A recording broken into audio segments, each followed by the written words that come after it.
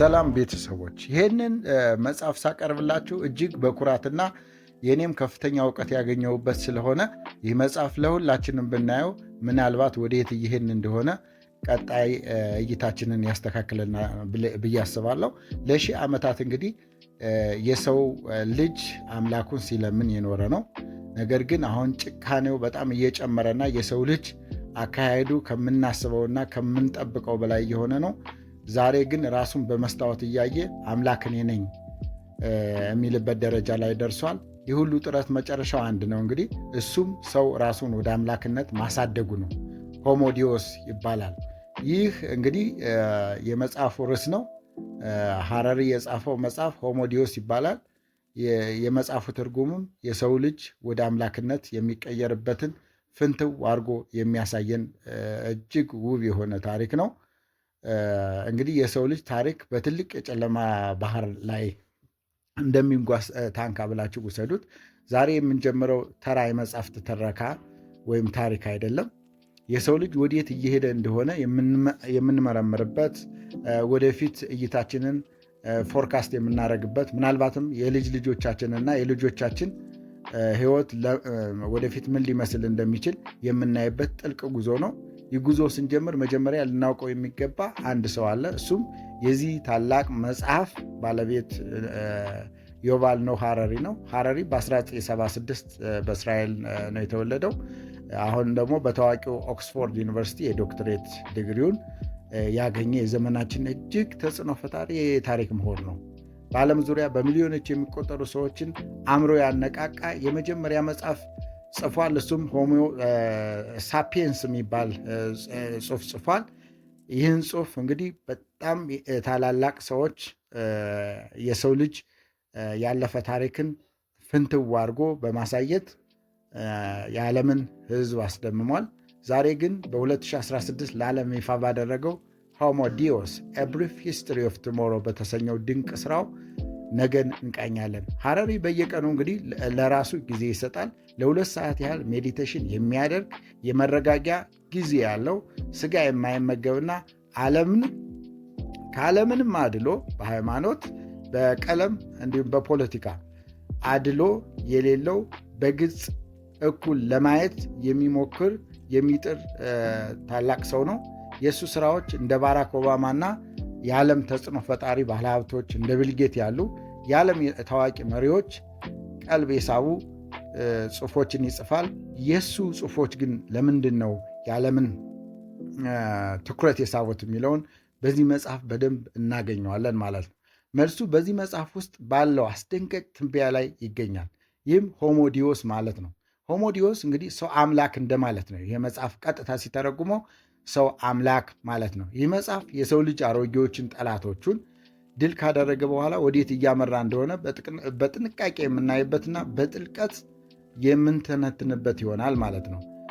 ለሺህ ዓመታት እንግዲህ የሰው ልጅ ቸንክረው ሰላም የነሱ 3 ታላላቅ መቅዘፍቶች ነበሩ። እነሱም ረሃብ፣ ቸነፈርና ጦርነት ናቸው። ዛሬ ግን ኃይላቸውን አጥተዋል። ምናልባት ጦርነት አሁንም ቢሆን የዓለም ስጋት ቢሆንም እስቲ ወደ ኋላ መለስ ብለን ታሪክን እንይ። በ1694 ፈረንሳይ ውስጥ የነበረውን አስከፊ ሁኔታ እናስታውስ። በዛን ዓመት በደረሰው ድርቅ ምክንያት የእህል ምርት ሙሉ በሙሉ ጠፋ። በጣም ያሳዝናል። የፈረንሳይ ንጉሥ ሉዊ 14ኛ ነበር ፈረንሳይን የሚገዛ። በቤተ መንግስቱ በቅንጦት ሲኖር ከግንቡ ውጭ ያለው ማህበረሰብ፣ ህዝቡ ግን የሚበላው አጥቶ በገፍ ያልቅ ነበር።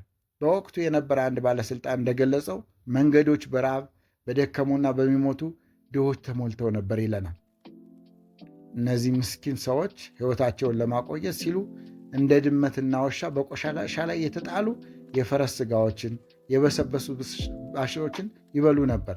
እንዲያውም የታረዱ ከብቶችን ደም በመላስ በመንገድ ላይ ያገኙትን በመቅመስ በሱ ረሃባቸውን ለማስታገስ ይሞክሩ ነበር። በ2 ዓመታት ውስጥ ብቻ ከፈረንሳይ ህዝብ 15 በመቶ ወይም ወደ 2.8 ሚሊዮን ህዝብ በረሃብ አለቀ በዛን ሰዓት። በሚቀጥለው ዓመት በኤስቶኒያ 5 በመቶ የህዝቦቿን በረሃብ አጣለች። በፊንላንድ ደግሞ እስከ ሲሶ የሚደርሰው ህዝብ በረሃብ ተቀጸፈ። በዛን ጊዜ ረሃብ የእግዚአብሔር ቁጣ ነው ወይም የማይቀር የተፈጥሮ ሕግ ተደርጎ ይታይ ነበር። ማህበረሰቡም የእግዚአብሔር ቁጣ ነው እያለ ይወስድ ነበር። ዛሬ ግን ቆም ብላችሁ አስቡ። ባለፉት ጥቂት ዓመታት ብቻ በረሃብ ያለቀ ሕዝብ ሰምታችኋል?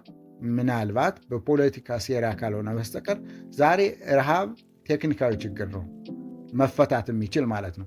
በዘመናዊቱ ዓለም በረሃብ ከሚሞቱ ይልቅ ከመጠን በላይ በመወፈር በማግበስበስ በመወፈር ጃንክ ፉድ በመመገብ የሚሞቱ ይበልጣሉ። እንደ ኢሮፓያን አቆጣጠር በተጠና ጥናት በ2014 ከ2.1 ቢሊዮን በላይ ሰዎች ከመጠን በላይ ክብደት ወይም ኦቨርዌት ሲኖራቸው በምግብ እጥረት የሚሰቃዩት ግን 850 ሚሊዮን ብቻ ነበሩ። እጅግ በጣም ያነሰ ማለት ነው። ዛሬ ረሃብ ከተከሰተ ችግሩ ምንም ይሁን ምን የምግብ እጥረት ሳይሆን የፖለቲካ ብልሹነት እንዳመጣው ይታሰባል። ይህ ሁኔታ በእናንተ አተያይ የሰው ልጅ ታላቅ ስኬት ነው ወይስ ሌላ አደጋ እየጋበዘብን ነው ብላችሁ ታስባላችሁ? ሀሳባችሁን ኮሜንት ላይ አስፍሩልኝ። ቸነፈርም ቢሆን ታሪኩ ተመሳሳይ ነው። በ1330ዎቹ ጥቁር ሞት የሚባል ዓለምን ያሸበረ ከባድ ወረርሽኝ በምስራቅ እስያ ተነስቶ በ20 ዓመት ውስጥ አውሮፓና ሰሜን አፍሪካ ደረሰ። ከ75 ሚሊዮን እስከ 200 ሚሊዮን ህዝብ ማለትም አጠቃላይ የህዝብን 1/4 በዚህ ወረርሽኝ ተቀዘፈ፣ አለቀ፣ ደቀቀ። ፍሎረንስ የተባለችው ለምሳሌ የጣሊያን ከተማ ግማሽ ህዝቧን አጣች። በወቅቱ የነበሩ ባለስልጣናት ከጸሎት ውጭ ምንም መፍትሄ አልነበራቸው። ሰዎች የሚገላቸው ባክቴሪያ መሆኑን አያውቁም ነበር ያኔ። ይልቁንም አጋንንት ወይም መጥፎ አየር እንደሆነ ያስቡ ነበር። በ1520 ደግሞ አንድ ፍራንሲስኮ የተባለ አፍሪካዊ ባሪያ ሳያውቀው የፈንጣጣ በሽታ ቫይረስን ወደ ሜክሲኮ ይዞ ይገባል። በጥቂት ወራት ውስጥ የሜክሲኮ ህዝብ ከ22 ሚሊዮን ወደ 14 ሚሊዮን ዝቅ አለ። በ1918 የተከሰተው ሁላችንም ሜቢ እናስታውሰው ይሆናል ስፔን ፍሉ ደግሞ በአንድ ዓመት ውስጥ እስከ 100 ሚሊዮን የሚደርስ ህዝብን ገደለ፣ ፈጀ። ዛሬ ግን ሳይንስ ይህን ቀየረው።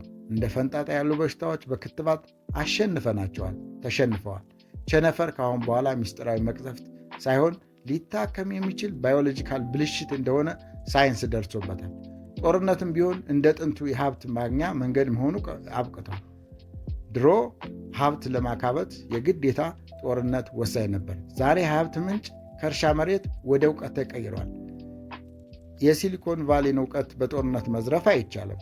አእምሮ ውስጥ ያለን ነገር በጦርነት ማሸነፍ አይቻልም። ዛሬ በጦርነት ከሚሞቱት ይልቅ በራሳቸው ላይ እጅ በማንሳት በሱሳይድ የሚሞቱት ይበልጣሉ። ታዲያ የሰው ልጅ እነዚህን ታሪካዊ ጠላቶች ካሸነፈ በኋላ ምን ይፈልጋል የሚለው ነው ዋናው ጥያቄ።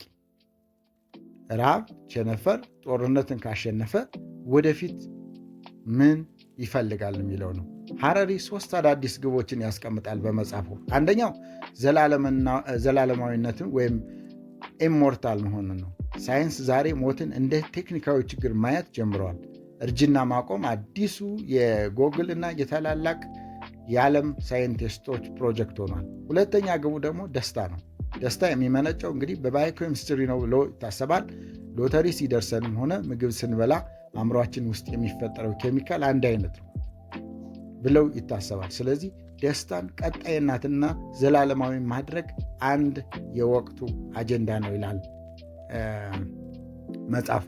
ሶስተኛው ግብ አምላክነት ነው። ይህ ማለት ሰው ራሱን በጄኔቲክ ኢንጂነሪንግ አሻሽሎ እንደ ግሪክ አማልክት የፈጠራና የማጥፋት ኃይል ወዳለው ሆሞ ዲዮስ መቀየር ነው። ራሱን አምላክ ማድረግ ማለት ነው። እስቲ አንድ ጥያቄ ላንሳላችሁ። መሞት የማይችልና የአምላክ ኃይል ያለው ፍጡርን ከፈጠን ፍጡር አሁንም ሰው ይባላል ብላችሁ ታስባላችሁ? ፈጣሪ የፈጠረው ፍጡር ራሱን አሻሽሎ የማይሞት ዘላለማዊ የሚሆን ከሆነ ይህም አሁን ፍጡር ነው ልንለው እንችላለን? ይህ ሐሳብ ያስደስታችኋል ወይም ያበሳጫችኋል? እስቲ ኮሜንት ላይ አስቀምጡልኝ። የመጀመሪያ ክፍላችን እዚህ ላይ ያበቃል። በዚህ ክፍል የሰው ልጅ አሮጌዎቹን ጠላቶች አሸንፎ ወደ አምላክነት ለመጠጋት እያሰበ እንደሆነ አይተናል። በቀጣይ ክፍል ደግሞ የሰው ልጅ ዓለምን እንዲገዛ ያደረገውን ያንን ምናባዊ ኃይል እና አሁን ያለበትን የሰው ልጅ አምልኮ ወይም ሂውማኒዝም ለምን አደጋ ላይ እንደጣለው እናያለን። ይህ ድንቅ ትንተና ሌሎች እንዲደርስ ቪዲዮውን ላይክ አድርጉ። ለቻናሉ አዲስ ከሆናችሁ ደግሞ ሰብስክራይብ በማድረግ ቤተሰብ እንድትሆኑን እንፈልጋለን። ክፍል 2 ይጠይቃል። ክፍል 2 ይቀጥላል። ዛሬ እንግዲህ የማረጋግጥላችሁ ይሄ በመጽሐፍ በ3 ክፍል ነው የቀረበው። እስኪ ትከታተሉታላችሁ።